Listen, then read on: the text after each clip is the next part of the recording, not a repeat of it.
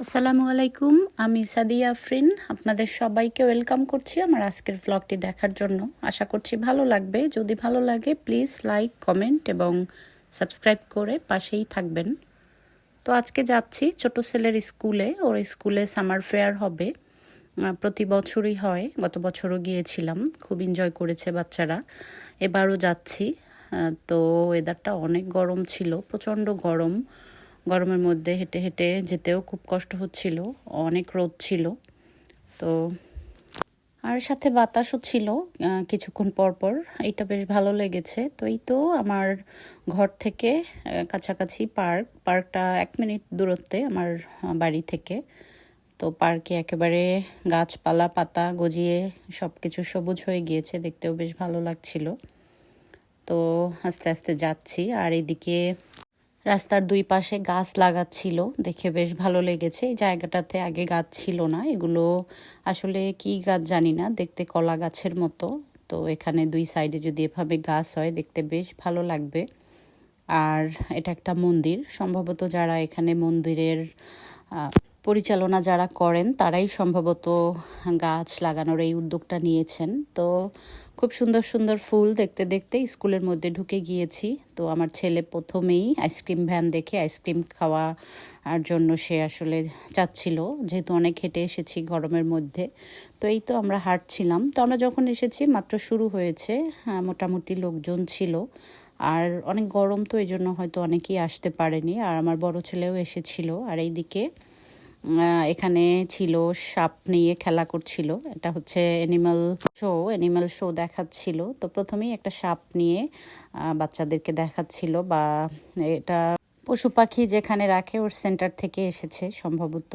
তো এই তো সাপটা দেখতে প্রচণ্ড ভয়ানক ছিল, আমি তো খুবই ভয় পাচ্ছিলাম।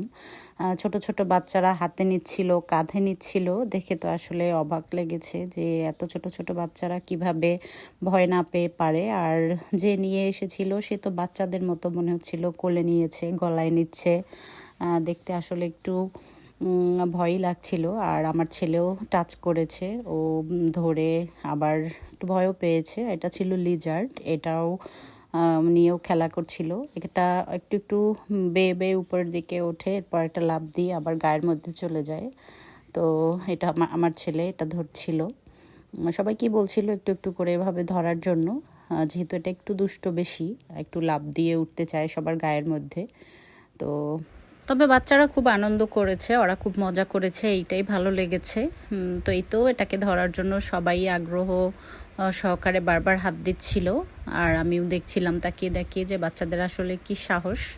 এভাবে প্রতি বছরই মেলা করা হয় এখানে। আর এটা একটা ইঁদুর ছিল, বলছিল যে এটা মরুভূমির মধ্যে থাকে। আর এটা অনেক কিউট ছিল, আমার এটা অনেক পছন্দ হয়েছিল। যেহেতু আমাদের বড়দের ধরার কোনো অপশন ছিল না, এই জন্য আর আমরা ধরতেও পারিনি।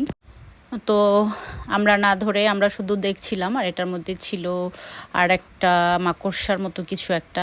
তো যাই হোক, এই তো এরপর বের হয়েছি, বাচ্চাদের খেলাধুলা চলছে, ঘোরাফেরা চলছে। আর দুই সাইডে এভাবে স্টল করে দিয়েছে, স্টল থেকে যে কোনো জিনিস কিনলে 1 পাউন্ড করে কিনতে হবে। এগুলো অবশ্য সব আমাদের যারা প্যারেন্টস আছে তাদেরই ডোনেশন করা, তারা ডোনেশন করেছে এবং ওখান থেকেই আবার স্কুল এটা বিক্রি করছে। আর এই টাকাটা স্কুলের চ্যারিটি হিসাবে স্কুলে টাকাটা ব্যবহার করবে।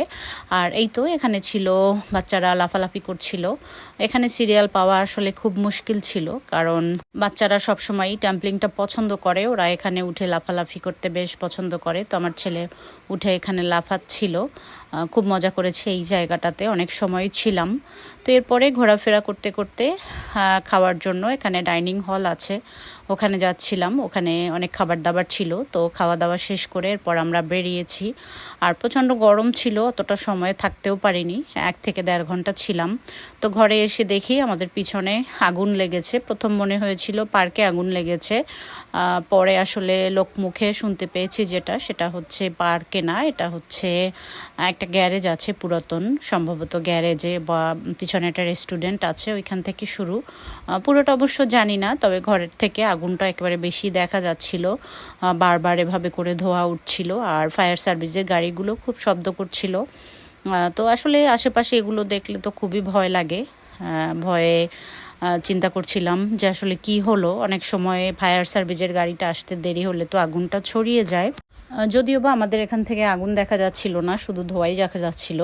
তো যাই হোক, এই তো আজকের ভিডিও। ভালো থাকবেন সবাই, এখন শেষ করছি। আল্লাহ হাফেজ।